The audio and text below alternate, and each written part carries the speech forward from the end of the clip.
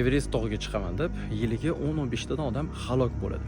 Lekin bitta odam bor, u 6 kun ichida 2 marotaba Everest tog'ini zabt etgan. Tanishing, Kilian Jornet, tog' yuguruvchisi. U 26 yoshda Mont Blanc tog'iga chiqib tushgan. Bir kun ichida. Bu Yevropaning eng baland cho'qqisi hisoblanadi. 4808 metr. Odatda bu 2 kunlik yo'l. 2017-yil may oyida esa u Everestni 2 marotaba zabt etdi. Hech qanday kislorodsiz, arqonlarsiz, gid va ratsiyalarsiz. Faqat o'zini kuchiga ishongan holda. Birinchi chiqib tushishiga 26 soat ketdi va 5 kun dam olib bo'lgandan so'ng ikkinchi marotaba yo'lga chiqdi va o'zini shaxsiy rekordini yangiladi. 17 soat ichida u Everest tog'ini zabt etdi. Tadqiqotchilar aytadi, Kilianning o'pkasi odatdagidan kattaroq emas. Farqi faqat miyasida. U sovuqni va og'riqni miya orqali yengib o'tadi. Kundalik hayotiga kelsak, u soat 5 da uyg'onadi. Tog'lar orasida sayr qiladi. Gadjet va telefonlarni kamroq ishlatadi. Lekin shunga qaramasdan uni YouTube akkaunti bor. Kilian Jornet nafaqat tog'larda yuguradi, balkim nufuzli ultramarafonlarda ham qatnashgan va yuqori o'rinlarni egallagan. U aytadi: "Men tog'larni zabt etmayman.